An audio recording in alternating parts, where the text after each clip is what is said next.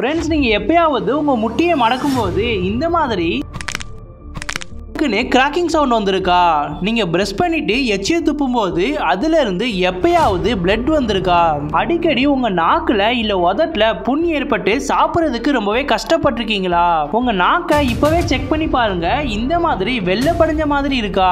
இந்த மாதிரி 15 அறிகுறிகள் கிட்ட இருக்கு. இந்த அறிகுறிகள்ல ஒரு சில அறிகுறிகள் உங்க உடம்புல ஏற்பட்டிருக்கலாம். ஆனா இது நார்மல் தானே நினைச்சு விட்டுருப்பீங்க. ஆனா இது ஒன்றும் நார்மலே கிடையாது. உங்க உடம்பு டேஞ்சரான நிலைமைக்கு போறதுக்கு முன்னாடி உங்க உடம்பு உங்ககிட்ட ஹெல்ப் கேட்கறதுக்காக காமிக்கக்கூடிய அறிகுறிகள் தான் இது எல்லாமே. ஃப்ரெண்ட்ஸ், உங்களுக்கே தெரியும், ஒரு கடிகாரம் எப்படி அதோட பேட்டரி லைஃப் முடிகிறதுக்கு முன்னாடி அது ஸ்லோவா ஓட ஆரம்பிக்குமோ, அதே மாதிரி நம்ம உடம்புக்கு தேவையான ஒரு சில விட்டமின்ஸ் அண்ட் மினரல்ஸ் குறையும் போது அதுக்கான அறிகுறிகளை நம்ம உடம்பு நமக்கு காட்டும். எப்படி ஒரு கடிகாரம் ஸ்லோவா ஓடும் போது அதை கவனிக்காம விட்டோம்னா பேட்டரி லைஃப் முடிஞ்சு நின்று போகுமோ, அதே மாதிரி தான் நான் சொல்ல போற இந்த அறிகுறிகள் உங்களுக்கு இருந்துச்சுன்னா அதை நீங்க கவனிக்காம விட்டீங்கன்னா உங்க பாடியில ஒரு சில பார்ட்ஸ் ஒர்க் ஆகாமே நின்று போகலாம். அதனால இந்த வீடியோல என்ன பார்க்க போறோம்னா, உங்க பாடி உங்களுக்கு காட்டக்கூடிய அறிகுறிகள் என்ன, அதை அசால்ட்டா விட்டோம்னா நமக்கு என்ன பாதிப்பு ஏற்பட போகுது, இந்த பாதிப்பு ஏற்படுறதுக்கு முன்னாடியே அதை எப்படி நம்மளே சரி பண்றதுங்கிறத பத்தி தான் இந்த வீடியோல பார்க்க போறோம். ஃப்ரெண்ட்ஸ், கவனமா நோட் பண்ணுங்க. இப்போ நான் சொல்ல போற இந்த 8 அறிகுறிகள்ல ஒவ்வொரு அறிகுறியுமே உங்களுக்கு இருக்கான்னு செக் பண்ணி பாருங்க. அப்படி அந்த அறிகுறிகள் உங்க உடம்புல இல்லாட்டி ரொம்பவே நல்லது. இதுக்கு உங்களுக்கு நீங்க ஒரு மார்க் கொடுத்துக்கோங்க. இப்படி 8ல எத்தனை அறிகுறிகள் உங்களுக்கு இல்லையோ அதுக்கான மார்க்கை கொடுத்து 8க்கு உங்களோட ஹெல்த் ஸ்கோர் எவ்வளவு வருதுன்னு கமெண்ட்ல சொல்லுங்க. நம்பர் 1, ஃப்ரெண்ட்ஸ், நீங்க முட்டியை மடக்கும் போதோ இல்ல எந்திரிக்கும் போதோ உங்க எலும்போட ஜாயின்ஸ்ல இருந்து டடக் டடக்குன்னு கிராக்கிங் சவுண்ட் வரதை நோட் பண்ணிருக்கீங்களா? இல்ல நீங்க சும்மா உங்க கழுத்தை சுரட்டும் போது கூட இந்த மாதிரி கிராக்கிங் சவுண்ட் வருதா? அப்ப உங்க உடம்பு உங்களை எச்சரிக்குது உங்க உடம்புல கால்சியம் சத்து ரொம்பவே கம்மியா இருக்குன்னு. உங்க உடம்புல கால்சியமோட அளவு குறைஞ்சு போச்சுன்னா எப்பயுமே உங்களுக்கு டயர்டாவே இருக்கும். கழுத்துல முதுகுல அங்கங்க உங்க உடம்புல புடிச்சுக்கும். இந்த மாதிரியான அறிகுறிகள் எல்லாமே உங்க உடம்புல கால்சியம் லெவல் கம்மியா இருக்குன்னு அர்த்தம். இதை மட்டும் நீங்க உடனே சரி பண்ணலைன்னா கூடிய சீக்கிரமே உங்களுக்கு மூட்டு வலிகள், முடக்குவாதம் மாதிரியான பல பிரச்சனைகள் ஏற்படலாம். சோ நீங்க வீட்லயே உங்க கால்சியம் லெவலை அதிகரிக்கணும்னா இந்த உணவுகள் எல்லாத்தையுமே கண்டிப்பா சாப்பிடுங்க.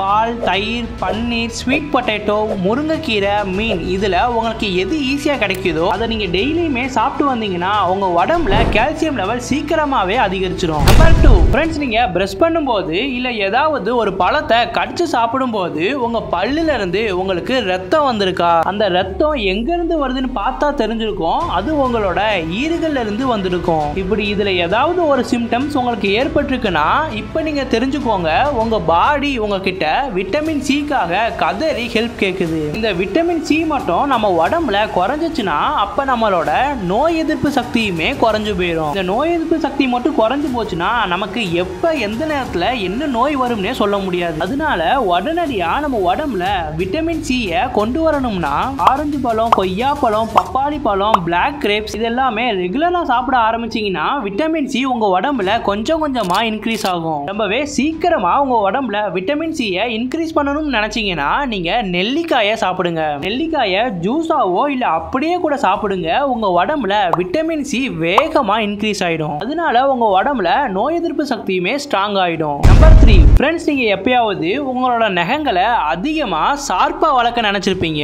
ஆனா அது கொஞ்சம் பெருசா வளர்ந்ததுமே அது ஆட்டோமேட்டிக்காவே உடஞ்சு போயிருக்கும். அது கால் நகமா இருந்தாலும் சரி, கை நகமா இருந்தாலும் சரி, கொஞ்சம் வளர்ந்ததுமே தானாவே உடஞ்சு போயிடும். நகங்கள் மட்டும் இல்லாம அதிகமா முடி கொட்டவும் ஆரம்பிக்கும். இந்த மாதிரியான அறிகுறிகள் எல்லாமே உங்களுக்கு ஏற்படுதுன்னா உங்க உடம்புல பயோட்டின் லெவல் கம்மியா இருக்குன்னு அர்த்தம். இந்த பயோட்டின் லெவலை உங்க உடம்புல அதிகரிக்கணும்னா முட்டை, வாழைப்பழம், மீன், காலிஃபிளவர், வேர்க்கடலை மாதிரியான பொருட்களை சாப்பிட ஆரம்பிக்கணும். இந்த மாதிரியான உணவுகளை நீங்க தொடர்ந்து சாப்பிடும்போது உங்க உடம்புல பயோட்டின் லெவல் கொஞ்சம் கொஞ்சமா இன்க்ரீஸ் ஆயிடும். நம்பர் 4, ஃப்ரெண்ட்ஸ், இப்பவே உங்களோட பாதத்தை செக் பண்ணி பாருங்க.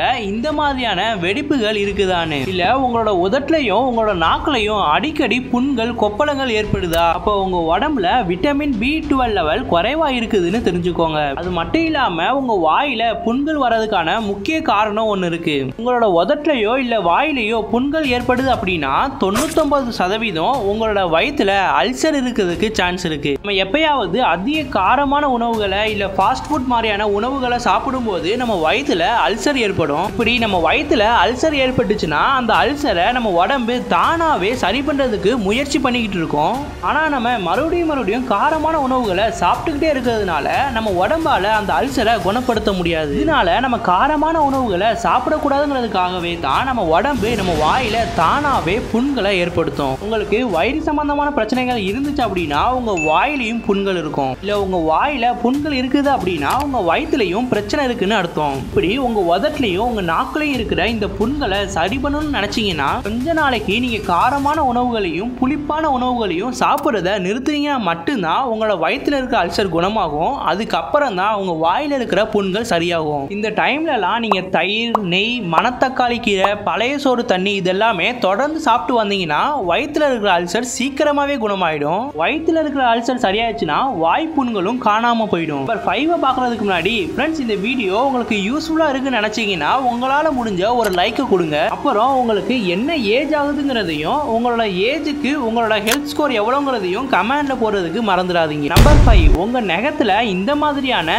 வெர்டிகல் லைன்ஸ் இருக்குது, உங்களோட முகத்தோட கலர் வெளுக்கிற மாதிரி இருக்குதுன்னா அப்போ உங்க உடம்புல அயன் அண்ட் ஹீமோகுளோபின் லெவல் கம்மியா இருக்குன்னு அர்த்தம். இதை மட்டும் உடனே சரி பண்ணல அப்படின்னா பல பாதிப்புகளை நம்ம உடம்புல ஏற்படுத்திடும். நம்ம உடம்புல ஹீமோகுளோபின் லெவலை இன்க்ரீஸ் பண்றதுக்கு நீங்க உணவை சமைக்கும் போது இரும்பு கடாயை பயன்படுத்துங்க. இது உங்களோட உடம்புல அயனோட அளவை இன்க்ரீஸ் பண்றதுக்கு உதவும். மட்டும் இல்லாம உங்களோட உடம்புல சீக்கிரமா ஹீமோகுளோபினோட லெவலை இன்க்ரீஸ் பண்ணணும்னு நினைச்சீங்கன்னா பெஸ்டான வழி முருங்கைக்கீரை தான். இது மட்டும் போதும் அதிவேகமா உங்க உடம்புல ஹீமோகுளோபினோட லெவலை இன்க்ரீஸ் பண்ணிடும். டெய்லியுமே உங்களோட சாப்பாட்டுல முருங்கைக்கீரை இல்ல முருங்கைக்கீரை சூப் இதை சாப்பிட்டு வந்தீங்கன்னா வேகமாவே உங்க உடம்புல ஹீமோகுளோபின் லெவல் இன்க்ரீஸ் ஆயிடும். நம்பர் 6 உங்க கையில இருக்கிற நகங்கள்ல அங்கங்க வெள்ளை கலர்ல புள்ளிகள் இருக்குதா அப்போ உங்க உடம்புல ஜிங்க் அப்படிங்கிற ஒரு சத்து கம்மியா இருக்கிறதுக்கான அறிகுறி தான். இந்த ஜிங்க் சத்து ஆண்களுக்கு ரொம்பவே முக்கியமான ஒரு சத்து.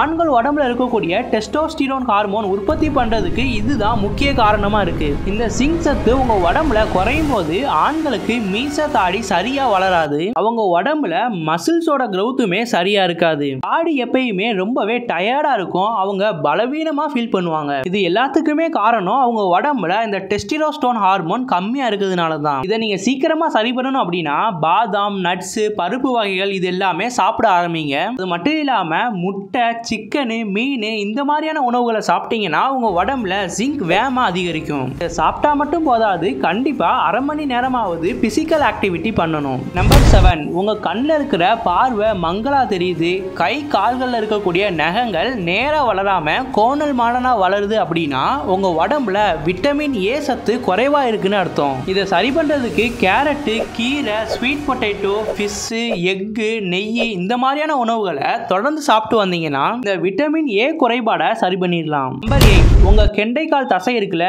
அது அடிக்கடி இழுத்து பிடிக்கிற மாதிரி ஃபீல் பண்ணிருக்கீங்களா?